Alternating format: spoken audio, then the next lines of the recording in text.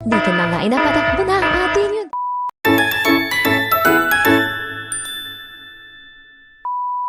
Magandang liwanag sa lahat. This is Shai and welcome to my corner of positivity and love. O, diba? English yun? So let's spread love and kindness together. Nagaya nito, kita nitong bata na ito, pasayaw-sayaw pa. Ayan, actually, nakita ko lang yan siya kanina sa labas. Ano ba yan, nabubuta? Palakad-lakad, so sabi niya sa akin, ate, lumapit siya, sabi niya, ate, nagugutom ako, kaya naman ako, kunwari, apakabait, ayan, pero ang totoo niyan, ako.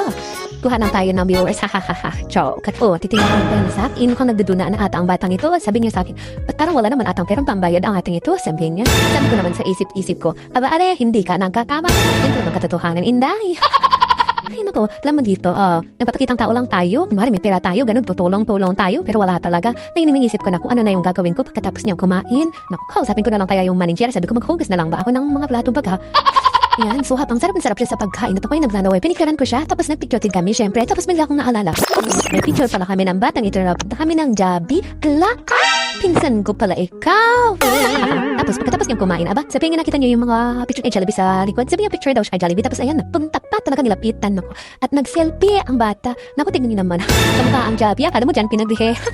Habang nagsiselfie na ang batang Ari, biglang lumabas ang mascot ng Jollibee, ay naku, nagulantang ang mga bata dito sa loob. Bigla siyang tumakbo at syempre nakitang picture kay Jollibee at syempre ang atin yung ito, hindi rin ang paabog. O, di pa, nagpag-picture din kay Jollibee, pulang-pula, matin niyo. Pagkatapos nga sa Jollibee ay nagpunta pa kami dito sa park at dahil mapakitang tao tayo ngayon, sige, sasamahan kita kung saan mo gusto. So, ang park pala na ito ay pwede sa pambata lamang, hindi pwede sa mag-isip bata katulad ko. Nakakaloka. Hindi naman halatang excited ang batang ito at may papanat-panat pa ng kamay. O, diba? Kaya naman, ipagpatuloy natin ang pagpapanggap na mabait tayo. Sasamahan natin tong bata na to sa playground na to. At bago pala, ikaw to makatongtong. Ha? Ano ba yan? At bago ka pala makatongtong dito sa floor ng playground na to, ay kailangan mong tanggalin ang tsinelas, sapatos, bakya, botas, o ano man yan ng kapatid. Yes, hindi siya pwede. No, not allowed. O, alam mo yun not allowed. So, ayun nga, sa sobrang excited niya, bigla na lang siyang tumakbo. Hindi man ako hinante at nagdambilambitin. Tapos, ayun, bigla man lang siyang slide. Tapos nagatakbo siya ulit. Ngayon, hindi ko na alam kung nasaan na yun. Lumikit siya. Tapos, nawala na naman siya. Naku, hindi ko kinakaya ang kakulitan ng batang ito. Sige, takbo. Nakakaloka. Ako naman, sunod lang ng sunod. Baka mamaya may mangyari-ari sa batang ito at magpakasalanan ba ako? Baka mamaya paragsahan ako sa bahay pag ako'y napahuwi. Mahirap, wala tayong pamalit. Baka mamaya ibigla akong obligahin at mag-asawa ay. Hindi ko kinakaya. No, sige, takbo ka lang ng takbo dyan, pero mag-ingat ka ha, sinasabi ko sa'yo. Kaya naman, kinuhanan ko na lang siya ng video dahil hindi ko na ata alam kung ano ang sasabihin ko dito. Pinabayaan ko na lang siya mag-enjoy. Ayan, sige, papakita ko na lang kung ano mga pinagkagawa niyang kakulitan. Ang labas pala na ito ay dapat gagawin namin nung kanyang birthday, kaso nag-delay. Kaya, sabi ko na lang, after na lang ng exam, kasi may mga exam siya, saka ko siya ititreat ng Jabi. Kaya yun, dahil napakabait natin ate, syempre, pagpipigyan natin yan, ay hindi para tayo mabait, mapagpangkat pala tayo. Anyway, he did great sa exam niya, kaya deserve niya ito.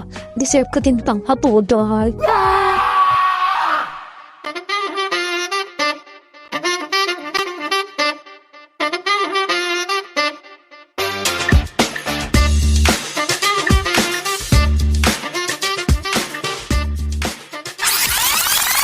At dito na nga, inapatakbo na ang atin yun dahil hindi ko nakita kung saan siya nagpunta. Baka mamaya ay hinold up na a joke. Huwag tayo mag-overthink dahil andyan lang naman pala siya sa swing. O, kita mo yan. Kaya yung mga nanay at tatay dyan o yung mga parents na lang sabihin natin or kung sino man may mga batang kids dyan sa inyong mga bahay, pwede kong dalhin dito sa playground ng Santa Ignacia yung mga kids ninyo at siguradong mag-enjoy sila. Pero pag kuwi, handa nyo ang mga sarili nyo, expect ninyo na iiyak ang mga batang yan katulad ng bata ka na ayaw umuwi. Hindi ko na siya nakuhanan ng video kasi nahihiya ako sa magulang. Basta yun na yun, bahala na kayo mag-imagine kung paano yung bata nang mangyak-niyak kanina, naglumpisay. Dahil nga sa kapanguran ko, pahinga ako sa puan kanina at hindi niya alam dito, sa bandang dito, isunundan ko siya at hayan, napatingin siya at inhulit pa niya ang tingin niya. Sabay sabi, talagang hindi naman may pagkakailan na nag-e-enjoy ang mga bata dito, kaya maraming pumupunta lalo na sa mga ganitong oras, yung mapulimlim na, wala nang araw. Eto na nga, dumako naman tayo sa mga laruan. Mga pwedeng pang adults naman na pang exercise na sinasabi natin kanina, no? Sa mga katulad kong isita, eto yung mga pwede sa atin. Naku mga kapatid, o diba na-approve pa natin yan isa-isa. Ayan na nga, so napakita na namin yung mga pang-adult na exercise na pwede ninyong gawin dito sa playground ng Santa Ignatius. Bago matapos ang lahat, ay napapicture na ako dito sa aking kasamang bata at tingnan ninyo kanyang ginawa. Ay, video. Sa kanya ay hindi pwede ulitin mo. Dapat yung mas matino, hindi yung mukha akong pandak na ewa. Dahil no tray siya, pag hindi niya tinalingan, inulit niya at ayan, perfect.